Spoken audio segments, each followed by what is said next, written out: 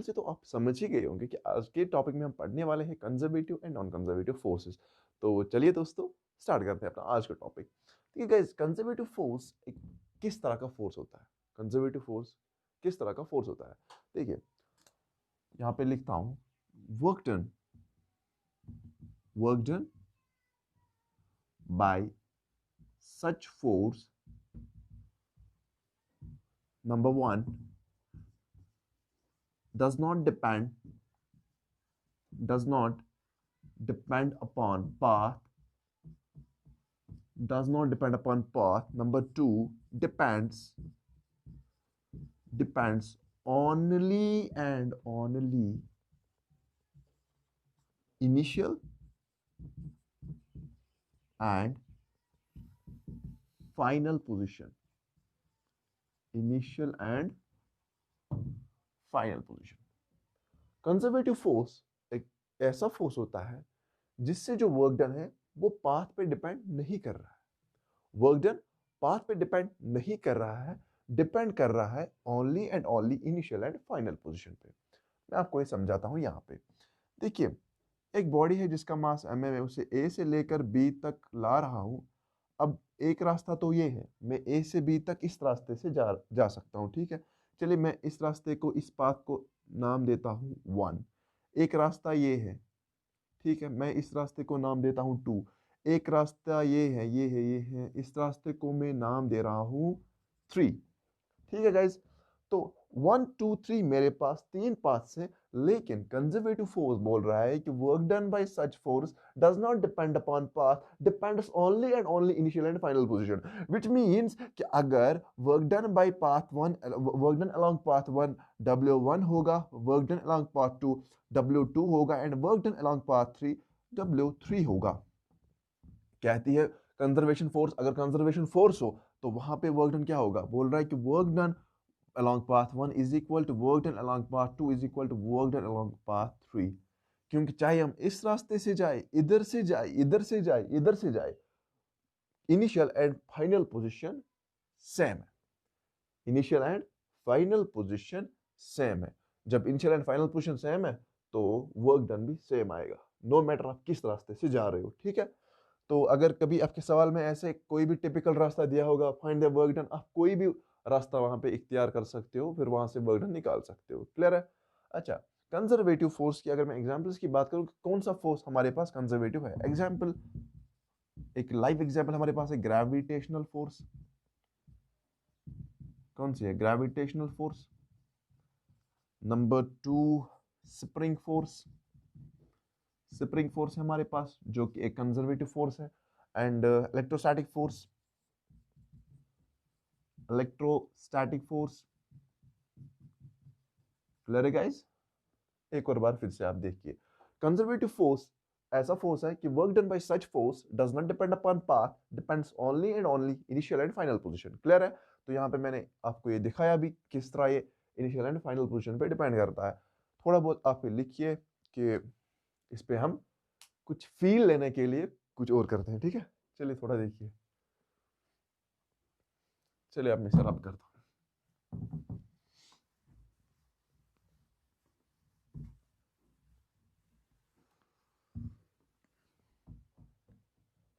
तो गाइज, इसे समझने के लिए आप मेरी इस एग्जाम्पल को समझिए।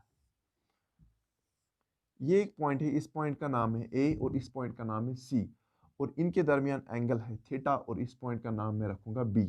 और ये लेंथ अगर मैं एल मान लूँ, ये लेंथ अगर मैं एल मान लूँ ए से सी तक, मेरे पास एक ब्लॉक है जिसका मास एम है। मेरे पास एक ब्लॉक है जिसका मास एम है।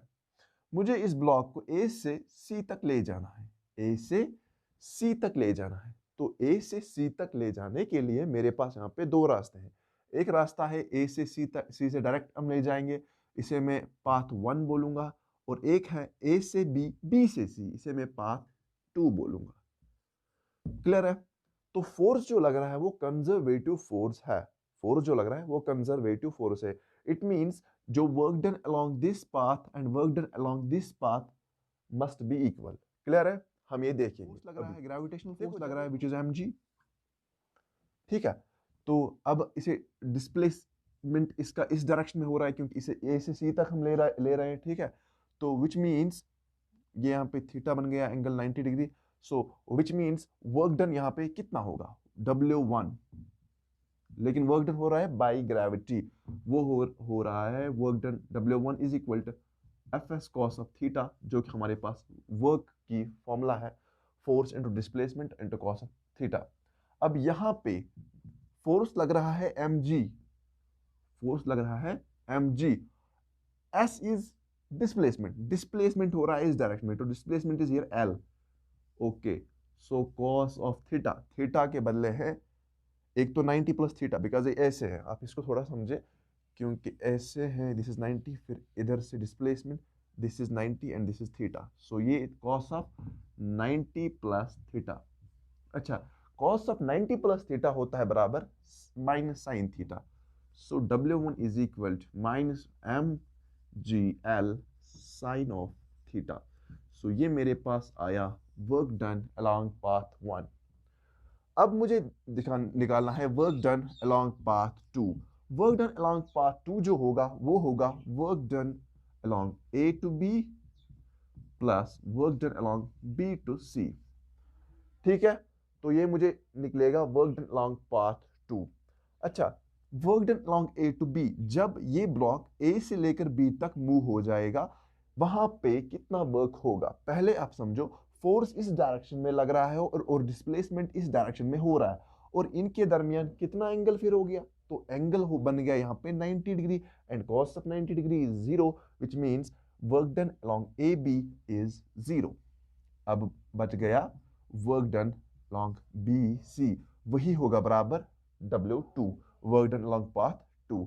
चलिए मैं आपको वो यहाँ पे कैलकुलेट करके दिखाता हूँ। देखिए, जब ये ब्लॉक यहाँ पे आ जाएगा, इसका मास m है और इसको नीचे की तरफ फोर्स लगेगा mg, इसको फोर्स लगेगा नीचे की तरफ mg।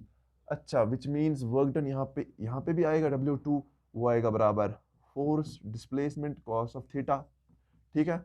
और यहाँ पे फोर्स लग रहा है mg, एंड डिस्प्लेसमेंट कितना है, डिस्प्लेसमेंट अगर ये L का कॉस कंपोनेंट में मानूं तो ये इसका आ जाएगा sine component, this L cos of theta, this is L sine of theta, this is L sine of theta, and cos of, देखो फोर्स लग रहा है नीचे की तरफ एंड डिस्प्लेसमेंट हो रहा है ऊपर की तरफ, so it means angle is 180 degree and cos of 180 degree is -1, तो ये यहाँ पे आ जाएगा minus mgl sine of theta. So आप यहाँ पे देखिए, W1 is equal to minus mgl sine of theta, और यहाँ पे भी है W2 is equal to minus mgl sine of theta, यहाँ पे भी यही है, यहाँ पे भी यही है। इट मीन्स अगर आप कंजर्वेटिव फोर्स में काम कर रहे हो, अगर आप कंजर्वेटिव फोर्स पे काम कर रहे हो, वहां पे जो work done does not depend upon the path, only depends upon initial and final position. यहाँ पे इनिशियल पोजीशन है, यहाँ पे फाइनल पोजीशन, चाहे आप यहाँ पे किसी भी रास्ते से जाओ, यही वर्क डन आपको मिलेगा हर जगह पे, ठीक है। तो हमने अब यहाँ पे ये बात समझी कि work done 1 is equal to work done 2। जल्दी से इसमें कुछ लिख लीजिए अगर लिखना है।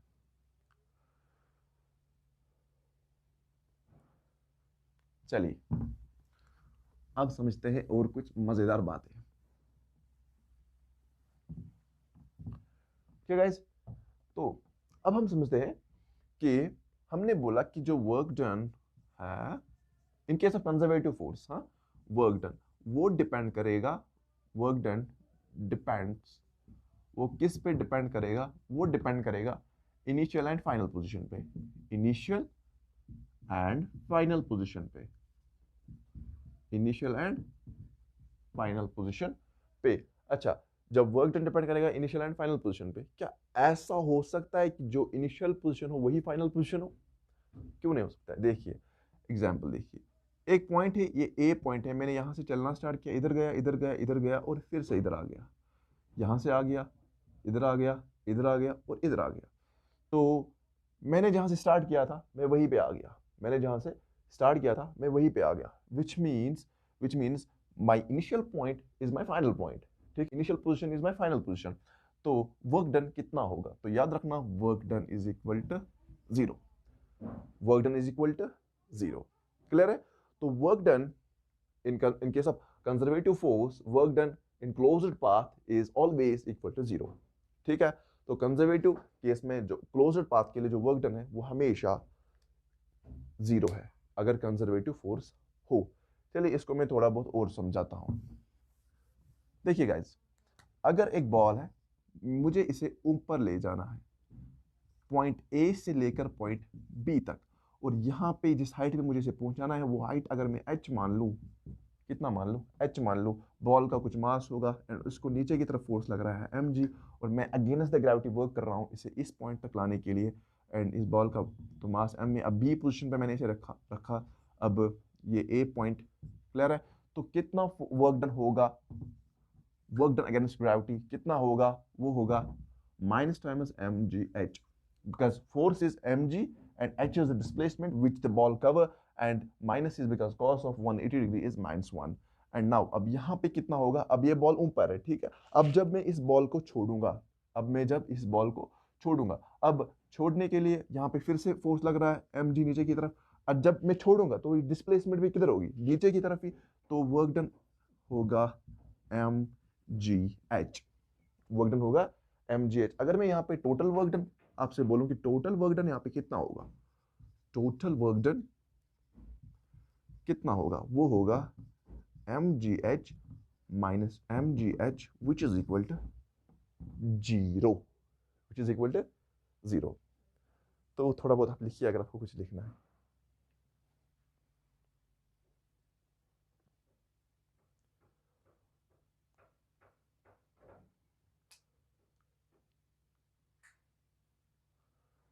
ठीक है गाइज, हो गया ये। चलिए अब जितनी भी बातें मैंने की तो आपने ये समझा होगा कि इफ मतलब जहां से स्टार्ट किया वहीं पे खत्म, इट मींस डिस्प्लेसमेंट इज 0। आप ऐसा ना समझना कि if displacement is 0 work done is always 0, क्योंकि वर्क डन में हमने डेफिनेशन बताई थी कि work done is force into displacement, work done is force into displacement. If displacement is 0 आप बोलोगे कि वर्क डन इज 0, हाँ भाई work done is 0, but only अगर force is conservative force. If force is conservative force and displacement is 0, then work done is 0. If force is not conservative, याद रखना, if force is not conservative and displacement is 0, work done is not equal to 0। चलिए मैं आपको ये बात समझाता हूँ, चलिए मैं आपको ये बात समझाता हूँ।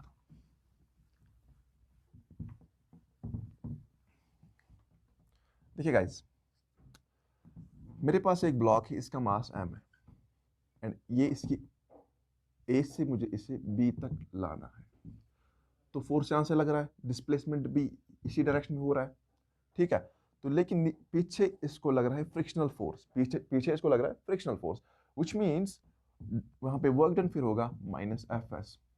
अब इसमें कोई कंफ्यूजन नहीं होना चाहिए कैसे आएगा। अब क्या होगा, अब जब ये बी पे पहुंच गया, पोजीशन बी पे पहुंच गया, मास इसका एम ही है, अब इसे फिर से ए तक ले जाना है, क्लियर है, तो पीछे की तरफ फिर से लगेगा फ्रिक्शनल फोर्स, यहाँ पे भी वर्क डन होगा माइनस एफ एस, यहाँ पे भी वर्क डन होगा कितना, माइनस एफ एस। सो अगर मैं आपसे बोलूं कि टोटल यहाँ पे तो डिस्प्लेसमेंट जब ए पे आएगा which means displacement is 0, what is the total work done, तो टोटल वर्क डन यहाँ पे आएगा W is equal to minus fs which is equal to minus twice fs, which means work done is not equal to 0, which means work done is not equal to 0। अच्छा, अगर work done 0 ना हो, work done 0 हमें यहाँ पे ना आया, क्यों नहीं आया, बिकॉज यहाँ पे फ्रिक्शनल फोर्स था। अब फ्रिक्शनल फोर्स कौन सा फोर्स है, क्या फ्रिक्शनल फोर्स कंजर्वेटिव फोर्स है, क्या frictional force non conservative force है, तो ये बात आप याद रखोगे कि frictional force is non conservative force, frictional force is non conservative force, is non conservative force, ये बात क्लियर है, तो frictional force is non conservative force. अब यहां से शुरू होता है हमारा discussion related non conservative force के रिलेटेड। Now what is non conservative force, a simple and easy definition मैं आपको बताऊंगा। A force which is not conservative is a non conservative force, very easy definition of non conservative force, a force which is not conservative is a non conservative force. अच्छा, इसमें क्या है, वहां पे हमने पढ़ा था कि work done does not depend upon path, यहां पे क्या है, work done depends upon path, depends upon path, जबकि वहां पे हमने देखा था कि एक पाथ से अगर वर्क डन हम W1 माने, दूसरे से W2 माने, W1 इज इक्वल W2, यहाँ पे क्या है W1 और W2 तो यहाँ पे भी है, इज इक्वल टू भी है, लेकिन बराबर नहीं है। ठीक है, तो work done depends upon path, यहाँ पे वर्क डन पाथ पे डिपेंड कर रहा है। वहां पे हमने ये बात पढ़ी कंजर्वेटिव फोर्स के बारे में कि क्लोज्ड पाथ के लिए, in case of closed path conservative force के लिए वर्क डन इज 0, बट यहाँ पे क्लोज्ड पाथ के लिए work done is equal to 0। नहीं, नॉट इक्वल टू 0। क्लियर है?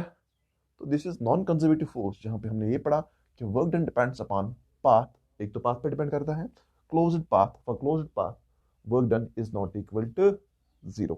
थोड़ा बहुत लिखिए। अच्छा, अगर मैं इसकी एग्जांपल्स की बात करूं, इसकी जीती जागती चलती फिरती एग्जांपल हमने अभी देखी, क्या देखी हमने? Frictional force, force. ठीक है, तो frictional force is example of non conservative force. Clear है बात? थोड़ा लिखिए जो आपको लिखना है। अब हम चेक करते हैं कि अगर हमें कोई गिवन फोर्स हो, माना कि हमारे पास फोर्स गिवन है F is equal to X I cap plus Y J cap. आप चेक करो क्या ये फोर्स कंजर्वेटिव है या नहीं है। तो ये चेक करने के लिए एक सिंपल मेथड है हमारे पास। तो करना क्या है कि differentiation of f of x, पहले इसको इससे कंपेयर करो, ठीक है, जिसके साथ i cap x component, y cap j cap y component and k cap z component. इस फोर्स को इससे पहले कंपेयर करके थोड़ा देखिए, ठीक है। फिर क्या करना है, एक्स वाले कंपोनेंट को डिफरेंशिएट करो, लेकिन ये यहाँ पे लिखा हो ना, ये डेल्टा या डो आपसे बोलिए, तो ये रिप्रेजेंट करता है कि हाफ ऑफ डिफरेंशिएशन, ठीक है, पार्शियल डिफरेंशियल से रिप्रेजेंट करता है, ठीक है। तो एफ एक्स को डिफरेंशिएट कीजिए विद रिस्पेक्ट टू वाई, उसके बाद एफ वाई को डिफरेंशिएट कीजिए विद रिस्पेक्ट टू एक्स। अगर ये दोनों बराबर आए फिर ये कीजिए, एफ एक्स को डिफरेंशिएट कीजिए with respect to Z, F Z को डिफरेंशिएट कीजिए partially with respect to X, and F Y को डिफरेंशिएट कीजिए partially with respect to Z, F Z को डिफरेंशिएट कीजिए partially with respect to Y. ठीक है, तो अगर मुझे ऐसा सवाल है कि आप चेक करें कि क्या F is equal X I cap plus Y J cap, क्या ये कंजर्वेटिव फोर्स है।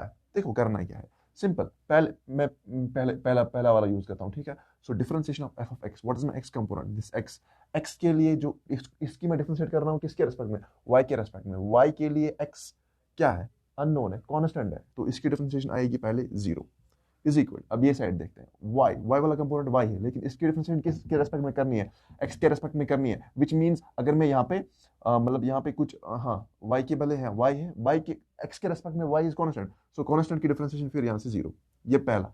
अब मैं यहाँ पे अगर दूसरा देखूं, ठीक है, तो एक्स की डिफरेंशिएशन करो, एफ ऑफ एक्स की डिफरेंशिएशन एक्स है विद रिस्पेक्ट टू जेड। अब वो तो हमें वो भी कांस्टेंट, इसको जेड को भी F of x means x constant दिखेगा, तो वो भी 0 आएगा। अब जेड तो यहाँ पे है ही नहीं, वो 0 है यहाँ पे, तो 0 की तो 0 ही आएगी, ठीक है। अब थर्ड, यहाँ पे एफ ऑफ वाई, तो यहाँ पे वाई है, और इसको डिफरेंशिएट करो with respect to Y, with respect to Z. Z के लिए वाई कांस्टेंट है, differentiation of constant is 0, and यहाँ पे जेड को डिफरेंशिएट करो with respect to Y, and Y के रेस्पेक्ट में जेड तो यहाँ पे पहले से 0 है, तो यह भी 0 आएगा। ये सारी कंडीशंस, ये सारी बराबर आए, विच मीन्स जो हमारे पास गिवन फोर्स था F equal X I cap plus Y J cap, ये है कंजर्वेटिव फोर्स। क्या है गाइस, कंजर्वेटिव फोर्स। क्या है, कंजर्वेटिव फोर्स। क्लियर है गाइस? सो अब हमेशा 0 0 0 0 ये नहीं हो सकता ना, तो कुछ और एग्जांपल भी लेते हैं, ठीक है। वर्ड्स में टेस्टर, एक मिनट टेस्टर उठाता हूँ, चलिए मैं हाथ से रब करता हूँ। देखिए गाइस, चलिए मैं एक और एग्जांपल लेता हूँ। f is equal to 3y I cap प्लस 3x j कैप। चेक, अगर आपको ऐसा सवाल है कि हमें ये बताइए कि यह कंजर्वेटिव है ही नहीं है, यही 3 कंडीशंस आप चेक करें, अगर ये बराबर आए तो कंजर्वेटिव है। देखिए क्या करना है कि पहले मैं चेक करता हूँ differentiation of x with respect to y, ठीक है, f of x with respect to y। अच्छा वो क्या आएगा, वो आएगा I think 3y with respect to y, वो 3 आएगा, फिर y वो आएगा 3x की x के रेस्पेक्ट में, वो आएगा 3। पहला तो बराबर निकला। दूसरा देखते हैं, x तो है y and with respect to z के कंपैरिजन z इस y वाले कंपोनेंट को देखिएगा एज ए कांस्टेंट, वो 0 आएगा, और यहाँ पे z f ऑफ z तो यहाँ पे 0 है ही, तो दूसरा भी आया बराबर।